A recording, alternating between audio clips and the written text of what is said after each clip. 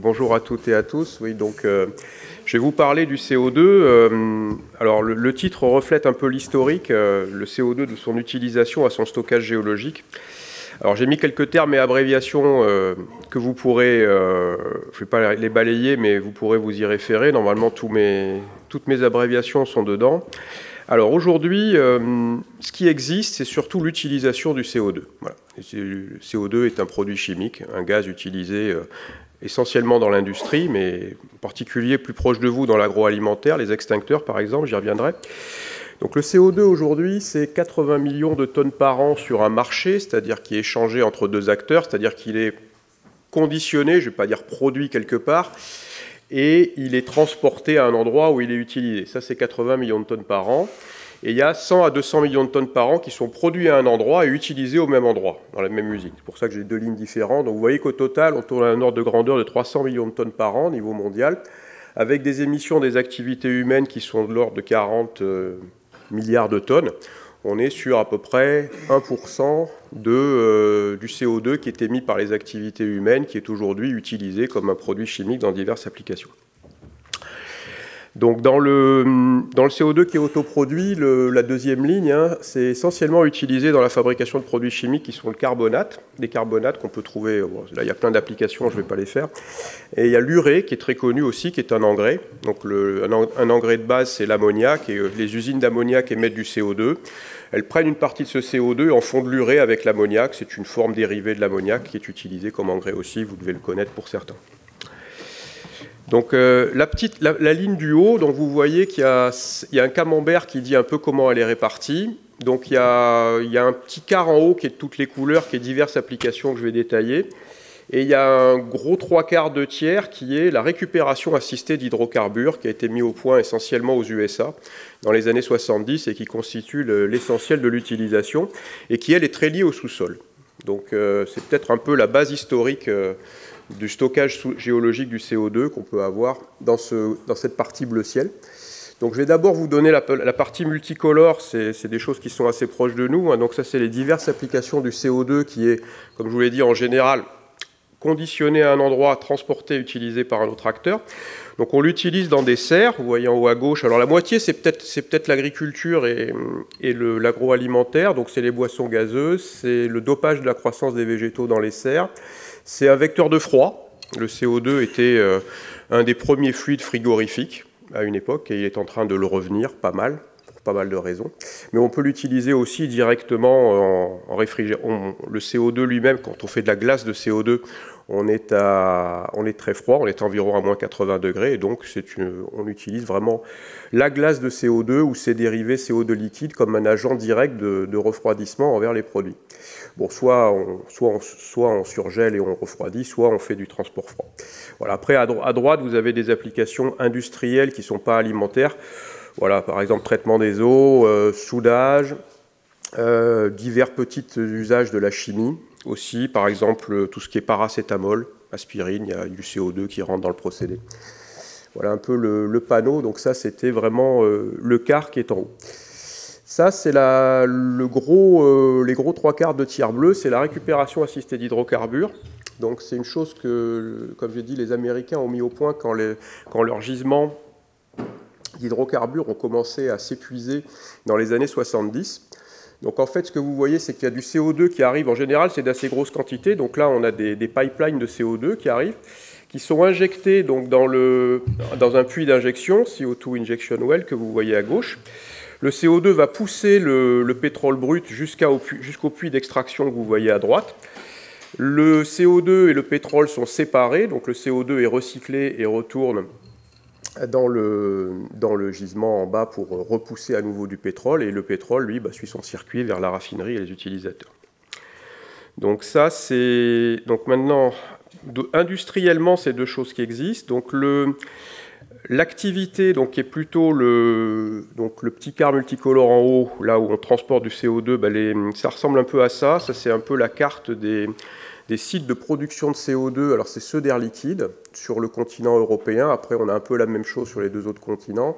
Et vous voyez que pour ma société, on a à peu près 22 sites de production, qu'on appelle aussi captage de CO2, qui sont en Europe. On en a 60 dans le monde. Donc, la taille moyenne de ces usines fait quelques dizaines de milliers à 100 000 tonnes de CO2 par an. Après, on liquéfie le CO2, on le transporte par camion, par train, des fois par des petits bateaux, jusqu'aux utilisateurs. Voilà, vous avez quelques récentes usines de production en Europe. Donc, c'est des sources de CO2 qui sont en Europe essentiellement industrielles. Donc, on prend du CO2 qui est très concentré à la sortie des procédés industriels. C'est les unités de production d'ammoniac, donc d'engrais, les unités de production d'hydrogène, les unités de production de bioéthanol, où il y a de la fermentation. Donc, chaque fois qu'on fermente, on fait à la fois, en général, un alcool ou un hydrocarbure et du CO2. Et donc, ce CO2 ressort très pur. Donc, on a tendance à aller le chercher là. C'est comme tous les minerais. On va chercher d'abord le produit là où il est le plus concentré. Ça, c'est le schéma de la récupération assistée d'hydrocarbures aux États-Unis. Alors, ça date un petit peu, je crois que ça date de 2014, mais les ordres de grandeur doivent toujours être là. Donc, si on prend cette carte où il y a beaucoup de couleurs, vous avez dans les patatoïdes orange, je ne sais pas si je peux montrer un petit peu, voilà, les patatoïdes orange comme ceux que vous voyez là, c'est les zones où on injecte le CO2 pour faire sortir les hydrocarbures. Les rectangles roses et les ronds bleus, ce sont les sources de CO2. Donc quand c'est des rectangles roses, c'est des sources de CO2 industrielles. C'est un peu les mêmes que je vous ai montré avant. C'est des sources typiquement de production d'ammoniac ou de fermentation de bioéthanol, par exemple. Et les ronds bleus, c'est des sources de CO2 naturelles. Parce que vous savez bien qu'il y a des eaux minérales gazeuses naturelles, donc il y a bien du CO2 qui est présent dans le sol, que ce soit mélangé par exemple avec du gaz naturel ou mélangé avec de l'eau. Et donc il y a des puits d'extraction de ce CO2 du sol qui ressort très pur. Et on sépare ce CO2 de l'eau en général et on le met dans des réseaux de pipeline que vous voyez, c'est les traits noirs que vous voyez là, qui font plusieurs centaines voire milliers de kilomètres, et qui transportent le CO2 depuis les sources jusqu'aux zones d'utilisation. Donc, voilà, donc ça, c'est à peu près 50-60 millions de tonnes de CO2 par an qui sont produites et utilisées essentiellement sur le continent nord-américain depuis les années 70, et donc là, c'est injecté dans le sous-sol. Alors, sur le contexte énergétique et climatique mondial, pourquoi on s'intéresse au CO2 et pourquoi, je dirais, on en arrive à se dire qu'il faut qu'on fasse quelque chose de ce CO2, donc plutôt dans le sens d'éviter que le CO2 qui est émis par les hydrocarbures aille dans l'atmosphère. Donc ça, c'est un graphique de l'Agence internationale de l'énergie qui date de 2021, mais je pense que ça n'a pas trop évolué. Vous avez la consommation d'énergie primaire du monde. Donc l'énergie primaire, c'est l'énergie qui est extraite de l'environnement. Donc dans la chaîne de valeur énergétique, vous extrayez de l'énergie de l'environnement, vous coupez du bois, vous extrayez du pétrole du puits. Cette énergie, ça s'appelle l'énergie primaire. Et quand cette énergie est transformée en électricité, transportée dans des fils ou transformée par une raffinerie et mise à la pompe, on appelle ça une énergie finale. Et bien sûr, entre l'énergie primaire et l'énergie finale, il y a eu des pertes, essentiellement en chaleur. Donc, si on somme toutes les utilisations d'énergie qui passent les compteurs, il y a moins que ça. Ça, c'est vraiment ce qui est extrait de l'environnement, donc le maximum au départ. Donc, vous avez 254 hexajoules qui étaient extraites en 1973, et on était à 606 en 2019. Et on est resté à peu près aux 3/4, répartition charbon, pétrole, gaz naturel, fossile. Le reste étant donc de la biomasse, qui est beaucoup utilisée, alors qui est essentiellement utilisée pour faire du feu, de la chaleur, de la cuisine au niveau mondial, et puis un petit peu d'hydro, de nucléaire, un petit peu plus maintenant, et de over, ça c'est le solaire et le photovoltaïque et l'éolien. Voilà. Donc en gros, pour faire la transition, pour arriver à un zéro net d'émissions, je dirais soit on arrive à faire croître, alors à consommation d'énergie constante, bien sûr, soit on arrive à faire croître, on peut aussi se dire qu'on a besoin de moins d'énergie et faire de la sobriété, mais soit on fait croître ce qui est ici, ce qui est faisable, mais c'est quand même assez considérable de faire passer ça de 20 à 100%. Soit, effectivement, on peut se dire, ça émet du CO2 quand c'est utilisé, est-ce que je ne peux pas éviter que ce CO2 aille dans l'atmosphère? Et c'est un peu comme ça qu'on est arrivé à se dire qu'on peut le stocker dans le sous-sol.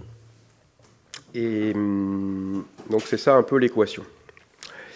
Donc ça, on va parler maintenant de CSC, captage et stockage du carbone, donc stockage géologique dans le sol, et CCS, Carbon Capture and Storage en anglais, par opposition, mais complément à ce que j'ai montré avant, qui était une utilisation du CO2. CCU en anglais, CSV en français, on appelle ça CVS, CVC, c'est-à-dire captage et valorisation du carbone en français. Donc là, un schéma type de chaîne de CCS, stockage géologique du CO2, tel que c'est, on va dire, quasi mis en œuvre en Europe. Ça ressemble un peu à ça. Donc les stockages géologiques de CO2 qui sont, je dirais, le plus prévus en Europe sont des stockages géologiques offshore, mais ce n'est pas obligatoire de stocker le CO2 en offshore, on peut le stocker en onshore aussi, hein. C'est exactement comme un hydrocarbure au premier ordre.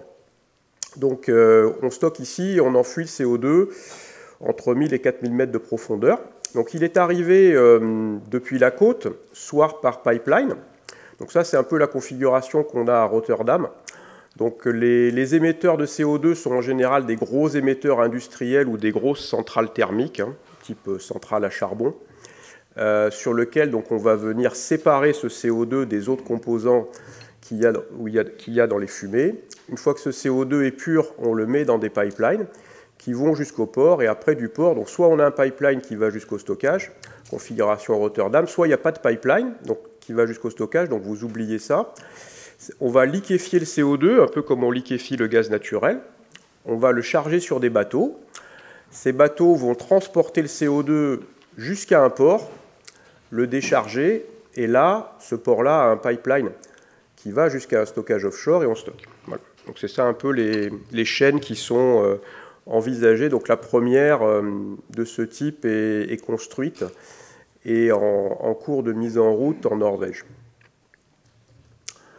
Alors maintenant, qu'est-ce qui est concerné? Bon là, un peu rapidement, les émissions mondiales de CO2 par secteur. Donc je vous ai dit que ça concernait des gros émetteurs. Donc en orange, ça c'est les émissions de CO2 mondiales du secteur de l'énergie. Donc en France, on n'en a pas trop, mais dans le monde, il y a énormément d'électricité d'énergie qui est fait à partir du charbon.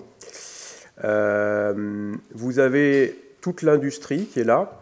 Bon, par contre, clairement, ce n'est pas un sujet pour les transports, parce que ce n'est pas des technologies qu'on pense peut-être à certains gros bateaux, mais on a besoin quand même de très grandes sources de CO2. Ce n'est pas du tout un sujet pour la voiture individuelle ou les camions, a fortiori les avions. Ce n'est pas faisable, ce n'est pas envisageable.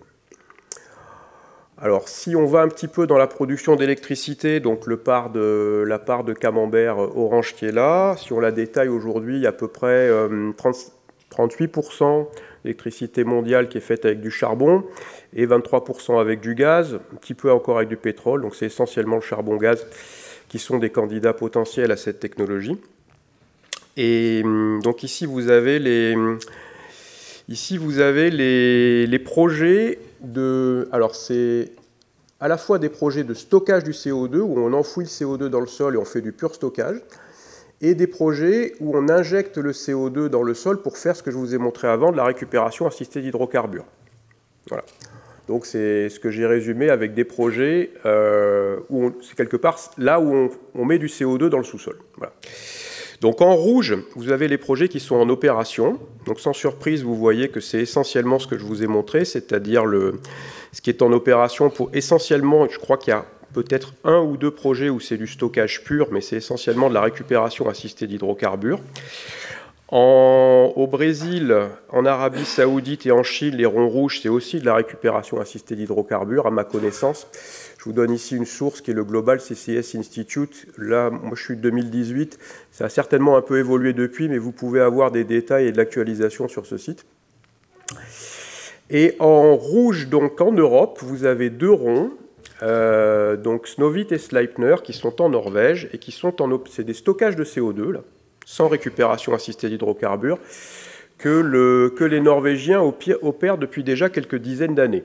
Donc je ne les ai pas mentionnés avant parce qu'en fait c'est des stockages de CO2 qui sont dédiés à un seul émetteur. En fait ils extraient du gaz naturel d'un gisement. Le gaz naturel ressort avec du CO2. Le CO2 est séparé du gaz naturel parce que pour le mettre dans les tuyaux, Si on laisse le CO2 avec le gaz naturel, vos gazinières et tout le reste va moins bien marcher. Donc on sépare ce CO2 au niveau de la plateforme gazière. En général, il est mis à l'air. Simplement, les Norvégiens ont mis en place un dispositif qui fait que l'opérateur de la plateforme gazière est intéressé à stocker ce CO2 géologiquement. Donc c'est ce qu'ils font depuis quelques dizaines d'années. Dans un réservoir géologique qui est à côté de celui du réservoir de gaz naturel, ils réinjectent. Donc il y a plusieurs, je ne sais plus les ordres de grandeur, mais il y a certainement quelques centaines de milliers, voire millions de tonnes de CO2 qui sont déjà stockées dans des formations en Norvège. Les deux nouvelles qui devraient arriver en Europe et qui, elles, devraient vraiment concerner des chaînes, comme je vous ai montré ici, c'est-à-dire vraiment où on va chercher du CO2 de plusieurs émetteurs et où on le transporte par bateau ou par pipeline jusqu'à un stockage. C'est les deux oranges que vous voyez là. C'est encore un gisement en Norvège donc, qui a été ouvert par plusieurs acteurs, dont Total Energy et Equinor, et un stockage au large de Rotterdam, qui est un ancien gisement de gaz naturel qui est épuisé, dans lequel les Néerlandais vont réinjecter du CO2 qui est capté des industries de Rotterdam. Et également, vous avez le puits de Gorgon en Australie, qui lui aussi est un pur stockage de CO2 qui a été ouvert depuis quelques mois. Je pense qu'il est opérationnel. Voilà. Alors, rapidement, je regarde l'heure, je vais vous montrer les technologies de captage et liquéfaction de CO2. Donc, captage du CO2, bah, qu'est-ce que c'est? Parce que quand on brûle un hydrocarbure, fossile ou biogénique, il n'y a pas de raison j'y reviendrai un peu tout à l'heure, il n'y a pas de raison qu'il ne soit pas biogénique, ça marche exactement pareil. Si vous le brûlez avec de l'air, vous avez en général un mélange de 3 molécules. Vous avez du CO2, de l'eau et de l'azote, parce que l'oxygène de l'air a réagi avec le carbone et l'hydrogène de l'hydrocarbure pour faire du CO2 et de l'H2O, mais l'azote de l'air, qui est en quantité énorme, n'a pas réagi et donc ressort tel quel. Donc capter le CO2, ça veut dire séparer le CO2, c'est ce rectangle bleu quelque part schématiquement, ça veut dire séparer le CO2 dans ce cas-là de l'eau et de l'azote. Donc on ressort un CO2 pur qu'on va après comprimer, transporter pipe ou liquéfier pour transporter par bateau jusqu'à son stockage géologique. C'est ce qu'on appelle un captage de CO2 post-combustion parce qu'on fait la combustion, on brûle l'hydrocarbure et on capte après. Ce qu'on peut faire aussi, c'est une oxycombustion, c'est-à-dire qu'au lieu de brûler l'hydrocarbure avec de l'air, c'est-à-dire un mélange azote-oxygène, on va le brûler avec de l'oxygène pur. À ce moment-là, on a du CO2 qui est mélangé qu'avec de l'eau, on n'a plus du tout l'azote. Et donc la séparation du CO2, ce rectangle bleu, elle est très simplifiée puisqu'il faut juste séparer le CO2 de l'eau. Et après, la chaîne est la même. Bon, énergétiquement, ça, c'est beaucoup moins coûteux que ça, mais il a fallu mettre de l'énergie en amont pour séparer l'azote et l'oxygène. Donc, globalement, ce n'est pas évident de dire que l'un est meilleur que l'autre, ça dépend des cas, il faut faire des études assez poussées pour voir si un système est meilleur que l'autre. La dernière manière de faire, donc ça c'est un captage de CO2 en oxycombustion, c'est le 2. Et le 3, c'est quelque part faire de l'hydrogène avant. Donc ça c'est ce que faisait Gaz de France pour ceux qui ont connu le gaz de ville à une époque, avant qu'il y ait le gaz naturel dans le tuyau, il y avait le gaz de ville. Donc quand la France avait du charbon, dans les années 50-60, on prenait du charbon, on rajoutait de la vapeur et de l'oxygène et on faisait une gazéification. Donc on a un mélange d'hydrogène, de monoxyde de carbone et de CO2. Ce qu'on fait, c'est qu'on fait un shift. Donc, quand on faisait les usines de gazéification françaises, donc votre gaz de ville qui était dans vos tuyaux à l'époque, c'était de l'hydrogène et du monoxyde de carbone. C'est pour ça qu'à l'époque, on se suicidait au gaz, parce que si on ouvrait le robinet de gaz, on avait du monoxyde de carbone, et c'est ça qui empoisonnait en fait les gens qui se suicidaient au gaz à l'époque. Aujourd'hui, ça ne marche plus du tout comme ça. Donc ne le faites plus. C'est pas bien de le faire avant, mais faites-le encore moins, vous avez moins raison de le faire.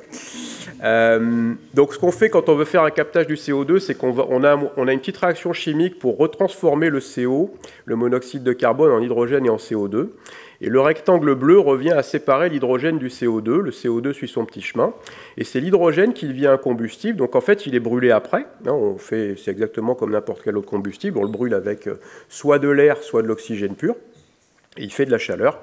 Donc en fait, c'est ce qu'on appelle le captage de CO2 pré-combustion, parce que la combustion se fait après le captage de CO2. Voilà. Alors il y a plusieurs principes, les rectangles bleus que vous voyez là, il y a plusieurs procédés et principes chimiques qui sont utilisés, je ne vais pas tous les détailler. Vous en avez un ici qui est le plus répandu aujourd'hui, qui est ce qu'on appelle le captage par absorption.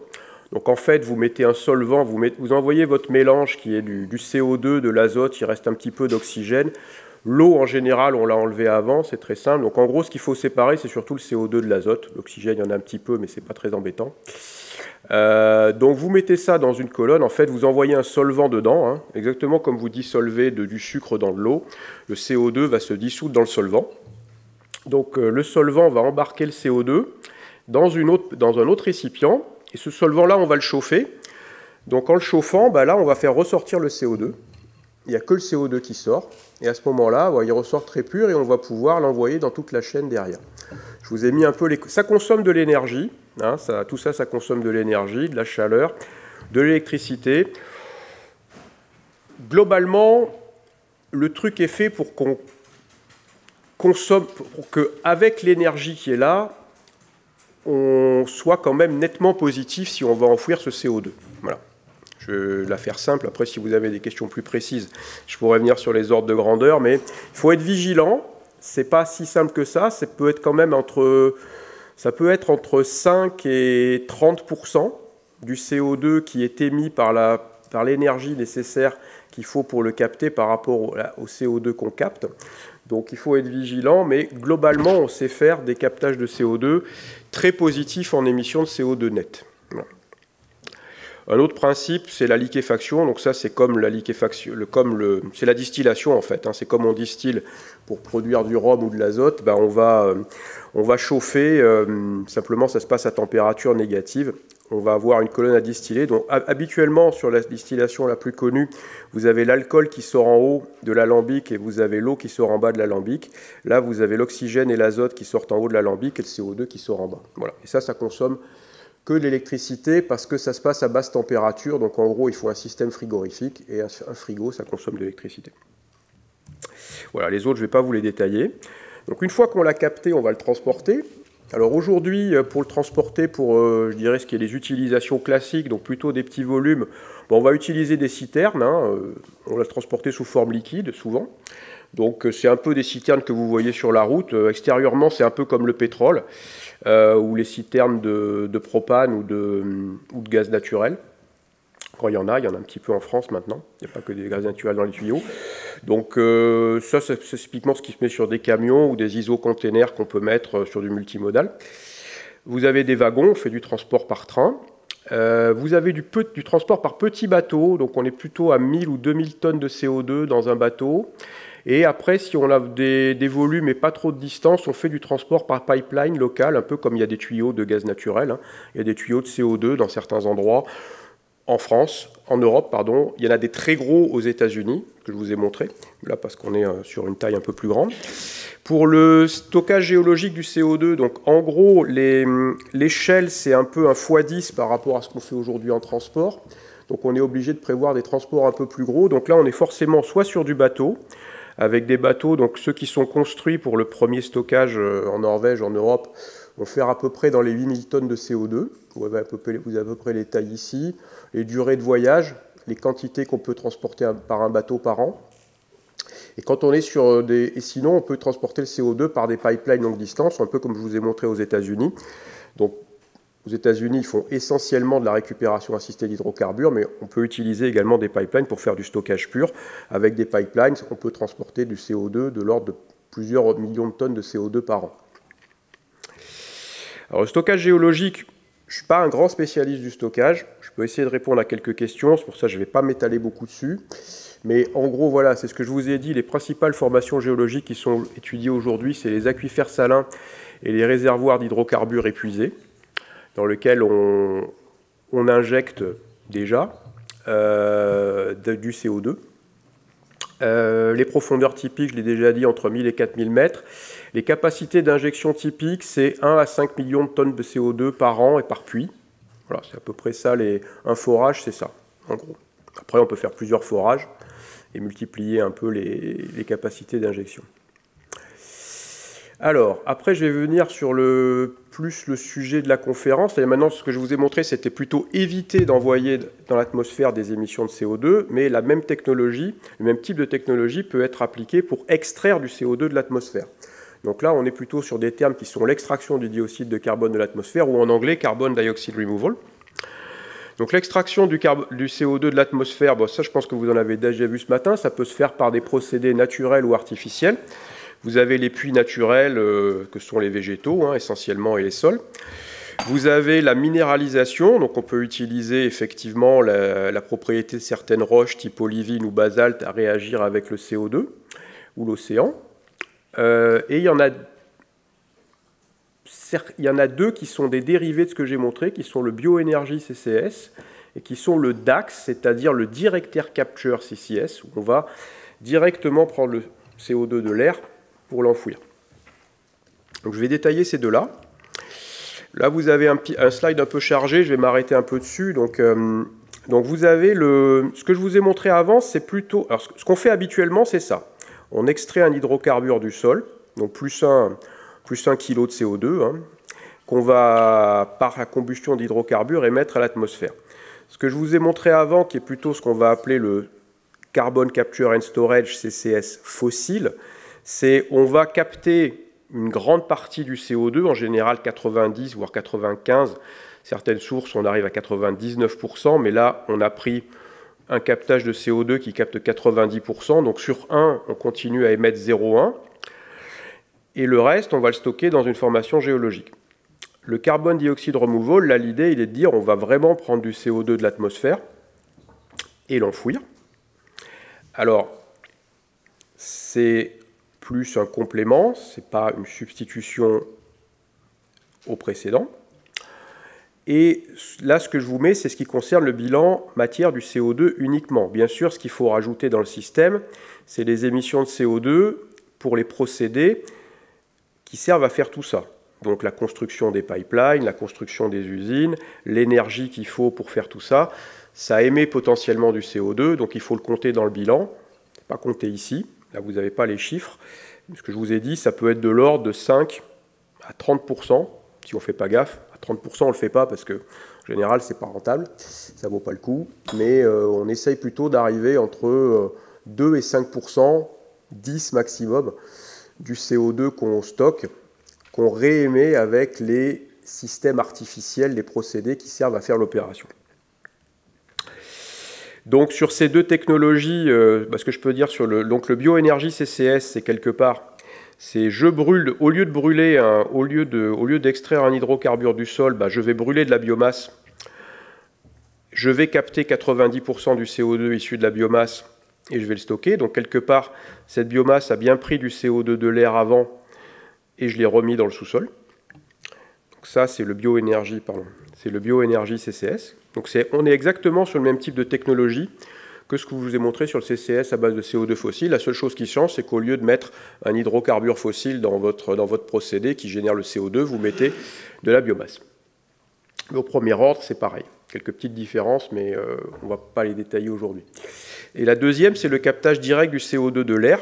Donc ça peut être réalisé par le même type de technologie que ce qu'on a vu sur le CCS sur base de CO2 fossile ou biogénique, mais théoriquement, le CO2 dans l'air, ce que je vous ai dit, c'est que c'est comme tout gisement, on va chercher les plus concentrés. D'accord ? Donc plus le CO2 est concentré, moins il coûte cher en énergie, moins il coûte cher en capital à capter, donc à séparer des autres composants. C'est comme tout minerai. Donc quand on est dans des fumées aujourd'hui, les sources industrielles qu'on capte le plus souvent, elles sont entre 50 et 95% de CO2.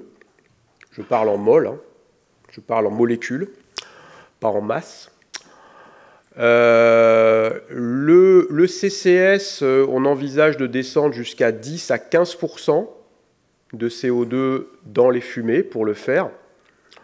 Le CO2 dans l'air, c'est 0,04%. Donc là, on est beaucoup plus dilué. On est à peu près 300 fois plus dilué que dans les fumées de vos cheminées, de vos chaudières à gaz chez vous. Vous êtes à peu près à 10% dans vos chaudières à gaz. Donc on est 300 fois plus dilué. Donc fort logiquement, on va se dire que ça va coûter quand même beaucoup plus cher de capter le CO2 de l'air. Ça va être beaucoup plus consommateur d'énergie. Alors c'est vrai, en énergie, pas tant que ça, parce que l'énergie minimale théorique thermodynamique pour capter le CO2 dans l'air, donc qui est à 0,04%, par rapport à du CO2 qui est à 15% dans vos cheminées, ce n'est que 3 fois plus. Ça a beau être 300 fois plus dilué, c'est théoriquement que 3 fois plus coûteux en énergie. Donc ce n'est pas si inaccessible que ça.